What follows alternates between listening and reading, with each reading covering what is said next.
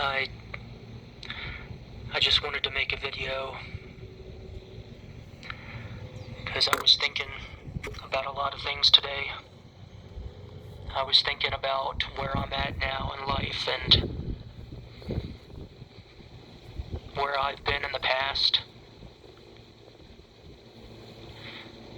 I'm thinking about what the future holds or might hold. And I just started thinking, I thought to myself, if I could go back in time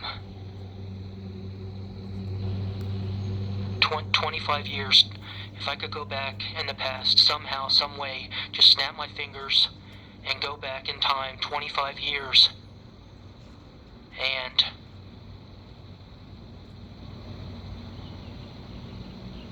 talk to myself as a stranger just walking up.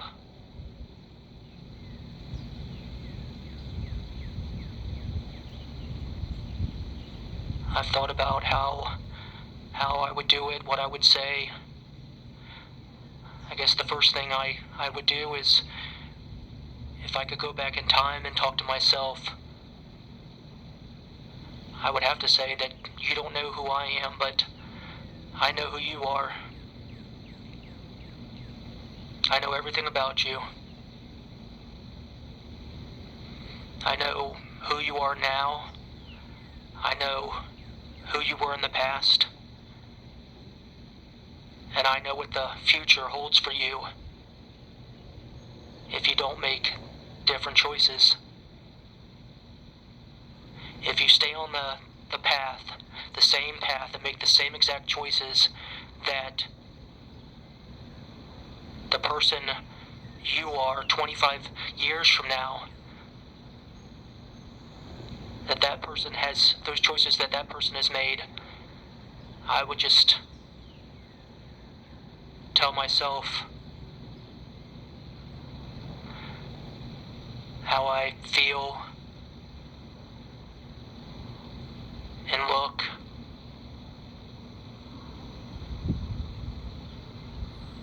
I would just try to tell myself everything I could about the choices that I've made to lead me to where I am 25 years in the future.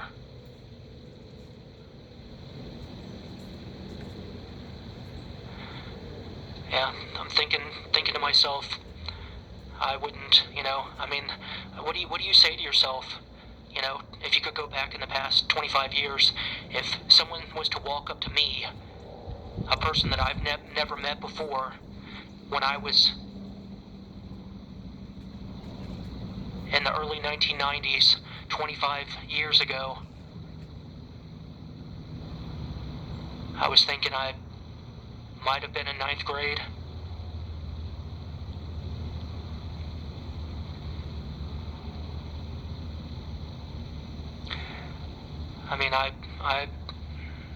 I would say you don't know me, but I know everything about you. I know your past, your present, and your future. I'd say, please listen to me, please. If you don't believe me, don't be scared. Don't be scared, please don't be scared. I'm the truth. And I wanna help you. I wanna help you. And I wanna help your mirror image identical twin brother. I wanna help your father, your mother, family, friends, to have a better life.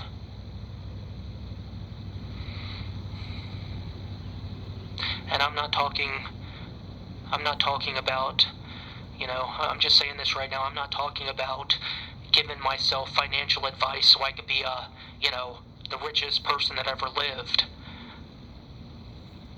I'm not talking, sure, money's great, believe me, and I realize that now more than ever, And believe me, I would make different choices financially. I do believe that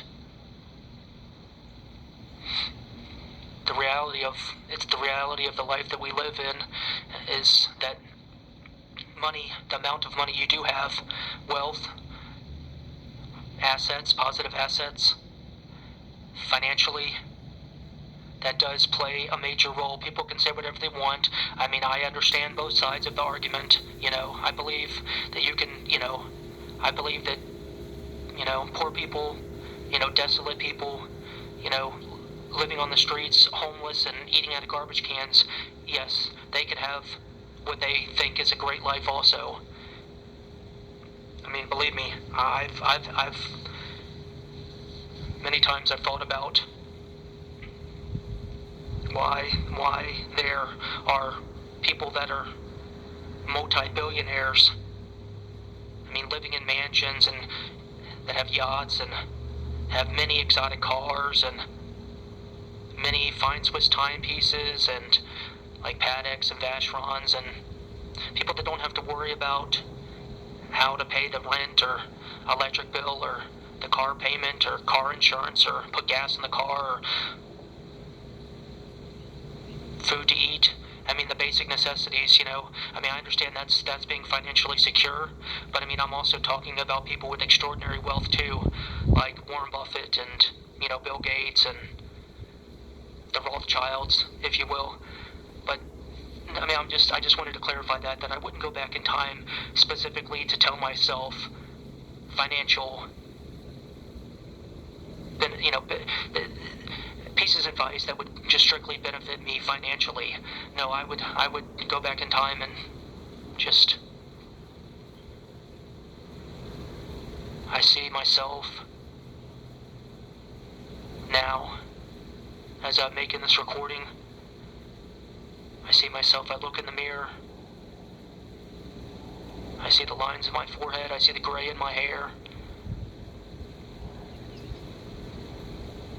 I see time.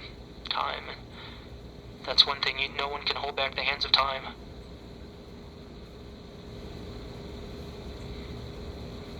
Money never sleeps, time never sleeps, but just like in the Matrix, what is reality? Reality is what you can, see, feel, touch, taste, your reality is, could we be living in a Matrix? Could we be living in a simulation? Some people think that's absurd, but yes, we very could well be living in a simulation, a Matrix. Because what are we? We are the senses. We are what we see and taste and smell and hear. We're our brain and our heart and muscles and cells but I mean really it's could this be all a simulation?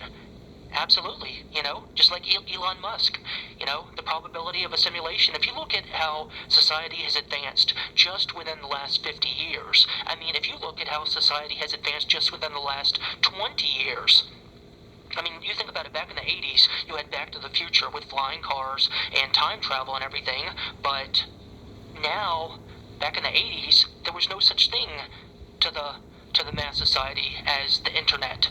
I mean, I'm thinking to myself, what advances in civilization has happened throughout the years, throughout the centuries, throughout the generations, you could go through these numerous, but just to name a few, the radio, then the TV, and you think to yourself, what was going to outdo the TV? Whoever thought of the internet?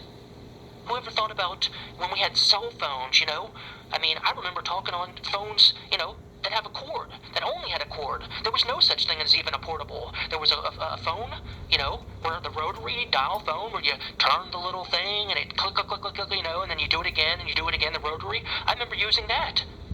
And yes, I'm dating myself, but, just look at the advances, the cell phones. Everybody, imagine how far cell phones have came in the last 20 years. Now we have smartphones where we, look at YouTube, look at Facebook, just to name a few. Look at Verizon, look at these global companies, these global powerhouses, I mean, look at the way technology has advanced just in cell phones, I mean, smartphones. Look at what, I mean, it is amazing. So, I mean, if you, and you think, and now, you, robots, AI, artificial intelligence. I mean, yes, back in the 80s when Back to the Future came out and other movies about what the future would be. No, we're not flying around in flying cars yet, but, I just watched a very powerful interview with Elon Musk, and he talked about how flying cars would not really be the best solution. He's talking about building tunnels under, you know, you could build tunnels under and instead of going over, and that's what Elon Musk is doing or planning on doing in Los Angeles, California, in the United States. I mean, look at cars. Teslas, they drive themselves now. I mean, no, we don't have flying cars, but we do have cars that drive themselves. I mean, you just you could take your hand off the wheel and it will drive itself in heavy traffic, stop and go traffic. If something pulls out in front of you, it goes, it stops. You don't even have to touch the wheel. I mean,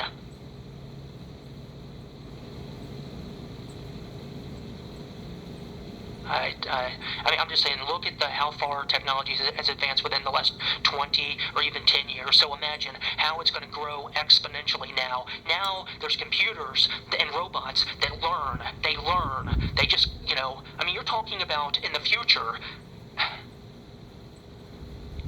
I mean, just like I was watching this interview, and this guy was talking about how we look at primates, I'm just going to use, for example, like monkeys, we go to the zoos and we look at the animals, we look at the monkeys, and we look at these and we as humans,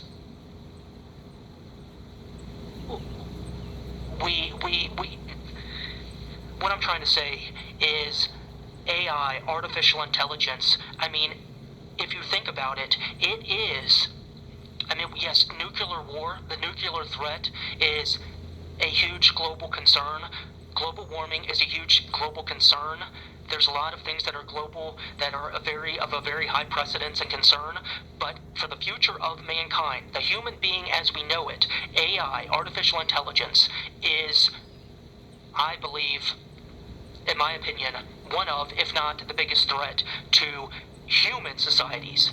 Because, like I said, I was watching this video with Elon Musk, and I'm not going to name anybody else, but this other person was talking about how we are already cyborgs, which is true. It's true. We are. A cyborg is a human being that is part, robot, or part machine and part human. It's a mixture of both. It's a human, robot, human, computer. They're intertwined. And just like he said, look at us now with our smartphones. We have, how much smarter are we now with our smartphones and Google and everything, and everything is so much faster. I mean, I remember when there was no internet, where I remember having to go to the library and check out books and read books to find information and take from those books and write my papers in school. And, if I had a question about something, I had to read a book.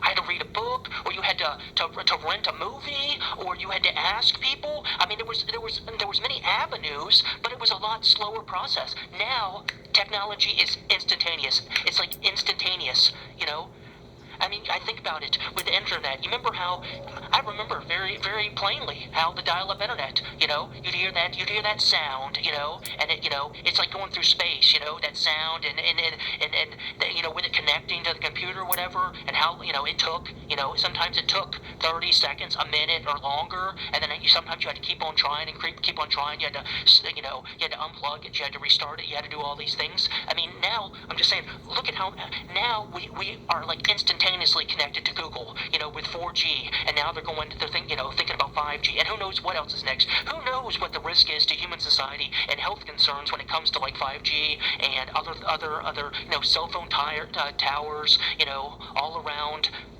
I'm just saying there's other things to think about. And I know I'm going on a tangent here. I know I'm going out on a tangent, but I'm just saying everything is so instantaneous now, and we are like cyborgs. We are. We have everybody. I mean, not everybody, but there's a vast majority of humans on this earth that have a smartphone with them virtually 24/7, 365.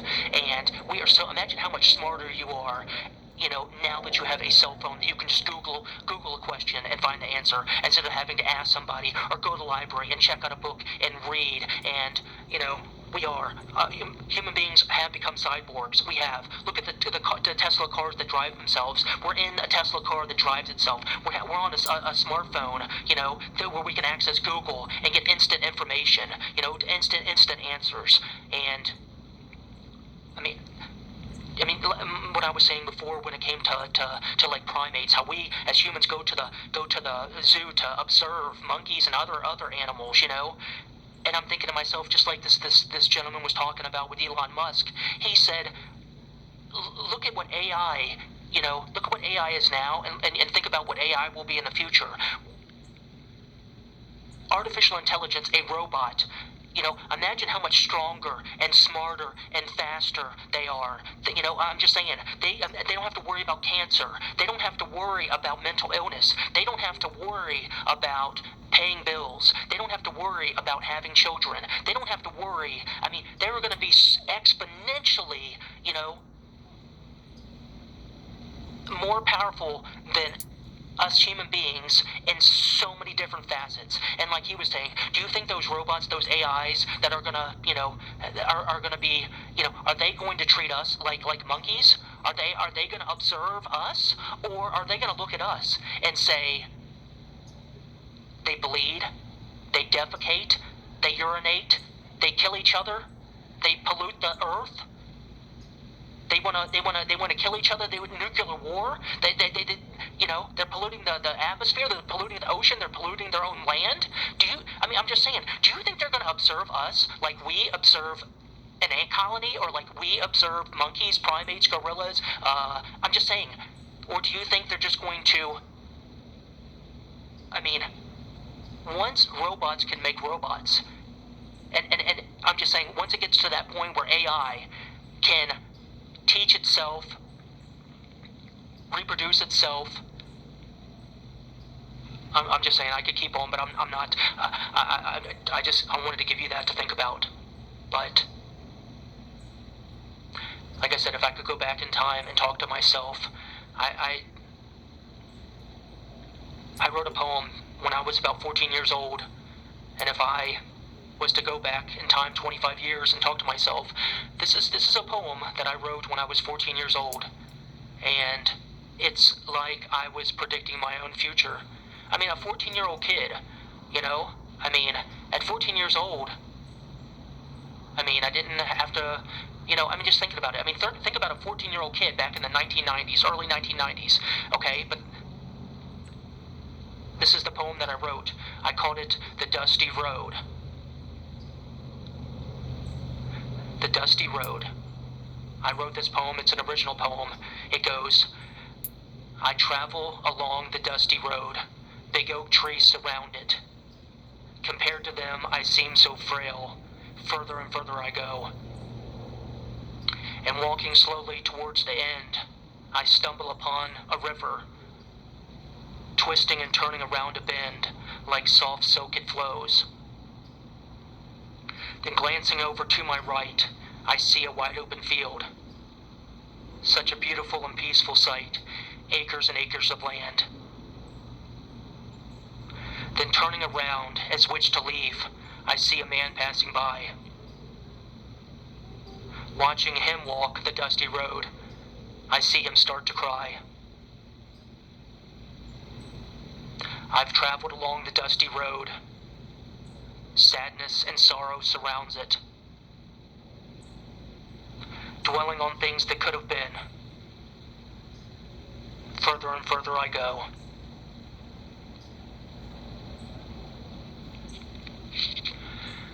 Now that was a poem called The Dusty Road that I wrote when I was 14 years old. And sitting here right now, like I said, it's like I predicted my future. in that poem, a 14-year-old child. I didn't plagiarize anybody. That's, I just wrote that poem, an original poem at 14 years old. But like I said, if I could go back in time, and talk to myself, I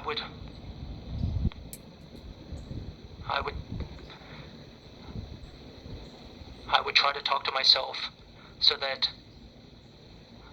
and convince myself so that I could make better decisions in the present and the future.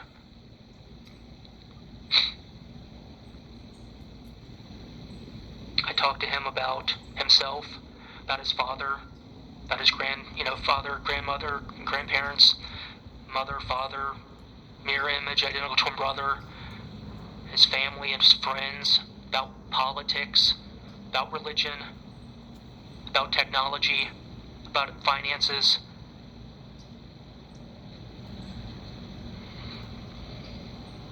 I don't know if I said religion, but just so many facets. I would try to talk to myself. And like I said, knowing myself and who I was then and how I was then, I don't know if I would even listen. I don't even know if I would think it was a joke, or if I would get scared and run away. I would have to do it in a way where I would,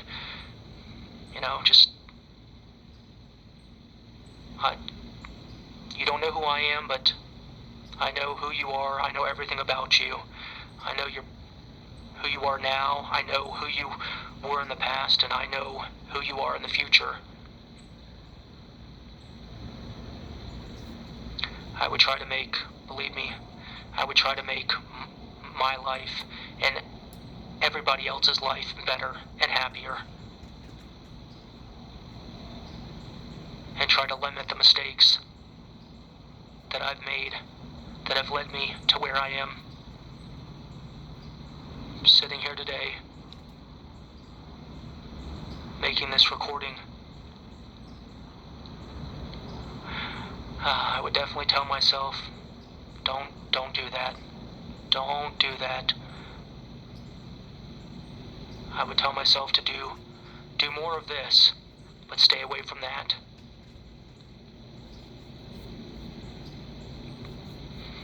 Don't go down that road. Go down this road.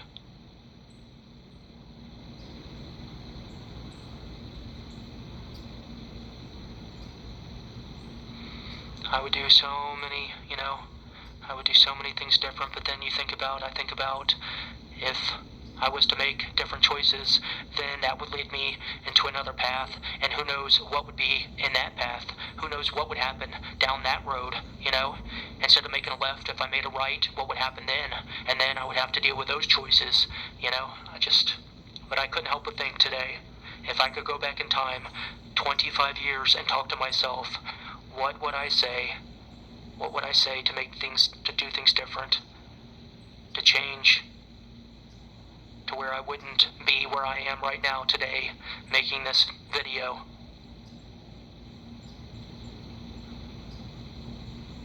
I travel along the dusty road, sadness and sorrow surrounds it, dwelling on things that could have been. Further and further I go.